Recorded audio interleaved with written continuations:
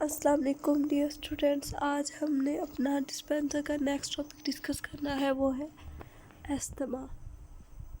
Asthma क्या होता है? ठीक है, एस्थमा, इसको हम ब्रोंकियल एस्थमा भी कहते हैं। ब्रोंकियल से मतलब मुराद है ब्रोंकाइज, ठीक है, जो हमारी लंग्स में होती है।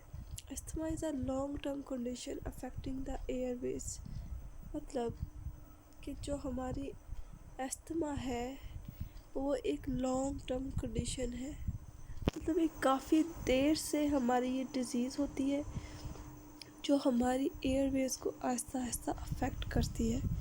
ठीक है, इसमें क्या होगा, जो हमारा ब्रोंकियल एस्थमा है, it involve inflammation and नर्विंग Airways inside the lungs, restrict air supply. इसमें ये बेसिकली इसमें क्या होगा कि जो हमारी एयरवेज होती है लाइक ब्रोंकाई, ठीक है, ये जिस तरह हमें पिक्चर में नज़र आ रहा है ये हमारी नॉर्मल एयरवेज है, ठीक है, इधर जिसके जो हम इजीली एयर इनहेल और एक्सहेल करते हैं। ठीक है, जब इनमें इन्फ्लेमेशन हो जाएगी, ठीक है, इनका जो म्यूकस मेम्ब्रेन है वो नैरो हो जाएगी, तो जिसकी वजह से जो हमारी एयर है उसको सप्लाई होने में रिस्ट्रिक्शन होगी, रुकावट होगी। ठीक है, उसके बाद हम देखते हैं कि asthma symptoms occur when the lining of airways swells and the muscles around them tightens.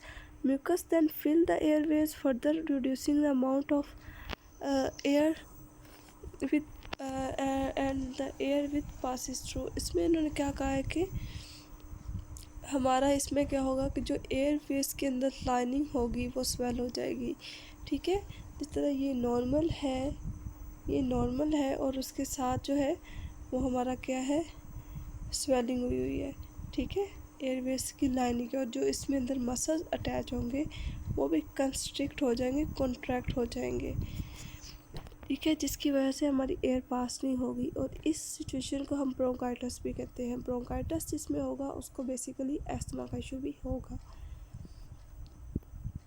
अगर हम सिम्टम्स देख लेते हैं, क्या क्या साइन एंड सिम्टम्स हमें एस्थमा में देखने को मिलेंगी। नंबर 1 है वीजिंग। जब हम सांस लेंगे तो हमें एक साउंड फील होगी, ठीक है, जो हमें सिम्टम शो हो रही होंगी। ठीक है, इसके बाद कफ है, मोस्टली हमें जो रात है उसमें हमें खांसी होगी। उसके बाद है शॉर्टनेस ऑफ ब्रेथ, हम इजीली सांस नहीं ले सकेंगे। उसके बाद है टेकीकार्डिया। टेकीकार्डिया क्या होता है, फास्ट हार्ट बीट को कहते हैं हम टेकीकार्डिया।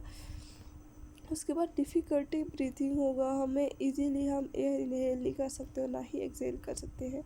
उसके बाद पेल एंड वेट स्किन, हमारी स्किन सर्द पड़ जाएगी और क्या होगा, हमारी स्किन वेट होगी, स्वेटिंग हो रही होगी। उसके बाद है रैपिड ब्रीथिंग, वही हम कहेंगे टेकीकार्डिया को। और उसके बाद चेस्ट टाइटनेस, हमारी चेस्ट टाइटनेस हो जाएगी।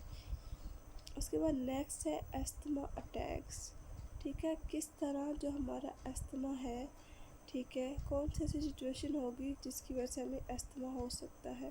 ठीक है, इसको हम काजेस भी कह सकते हैं। नंबर 1 है bronchospasm. The muscles around the Airways constrict and it make Airways narrow, air can not flow freely through constricted Airways. इसमें इन्होंने कहा क्या कहा है कि जो मसल्स होंगे हमारी एयरवेज में, हमारी ब्रोंकाइज में, वो क्या हो जाएंगे, कॉन्स्ट्रिक्ट हो जाएंगे, कॉन्ट्रैक्ट हो जाएंगे। ठीक है, जिसकी वजह से जो हमारी एयर को पैसेज नहीं मिलेगा पास आउट होने का, जो नैरो हो जाएंगी। जिस तरह नॉर्मल हमारी एयरवेज होती है उस तरह हमारी एयर पास नहीं होगी। उसके बाद नंबर आगे है इन्फ्लेमेशन। इन्फ्लेमेशन क्या होगा, जो लाइनिंग होगी हमारी एयरवेज की, ठीक है, वो क्या हो जाएंगी, स्वॉलन हो जाएगी। ये जो हमारी ये जो लाइनिंग है उसमें क्या होगा कि ये स्वेल हो जाएंगी। ये हमारा नॉर्मल टेक्सचर है। उसके बाद है नंबर 1 है म्यूकस प्रोडक्शन। उसमें क्या होगा, म्यूकस प्रोडक्शन हो जाएगी।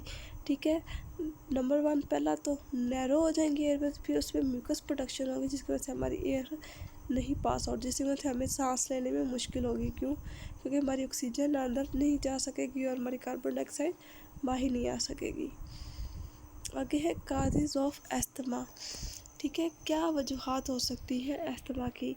Anyone can develop asthma at any age. People with allergies or people exposed to tobacco smoke are more likely to develop asthma.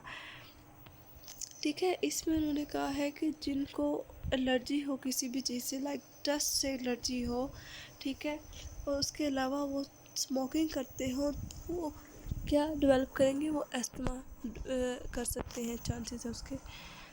इसके बाद और कौन से फैक्टर्स हैं, इन्वायरमेंटल फैक्टर्स हैं, जेनेटिक्स है, रेस्पिरेटरी इन्फेक्शन है, ठीक है। उसके बाद इन्वायरमेंट लाइक पोल्यूशन है, धुआं है, ठीक है, ये भी फैक्टर्स हो सकते हैं। उसके बाद जेनेटिक्स में क्या आता है कि अगर कोई की चीज़ में किसी को अस्थमा है तो हो सकता है कि अगले इंसान को भी अस्थमा हो जाए। उसके बाद रेस्पिरेटरी इन्फेक्शन की अगर उसको कोई और डिजीज़ भी है साथ, लाइक निमोनिया है, ठीक है, उसके बाद उसको एम्फीसीमा है तो या ब्रोंकाइटिस है, तो वो वजूहात बन सकता है उसको अस्थमा की।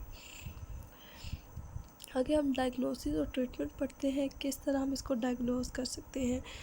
नंबर 1 है मेडिकल हिस्ट्री। हम पहले उसकी हिस्ट्री लेंगे कि उसमें किसी के उनके पेरेंट्स को या सिबलिंग भाई बहन में किसी को अस्थमा का इशू तो नहीं है। उसके बाद सिम्टम्स क्या होंगी, उसको किसी चीज़ से एलर्जी तो नहीं है, उसको पोल्यूशन से एलर्जी तो नहीं है, उसे किसी चीज़ से एलर्जी तो नहीं है, या उसको कोई और लंग डिजीज़ तो नहीं हुई। उसके बाद स्पायरोमीट्री कहेंगे, ये स्पेशली लंग्स का टेस्ट होता है। This test measure airflow through lungs and is used to diagnose and monitor patient progress with treatment।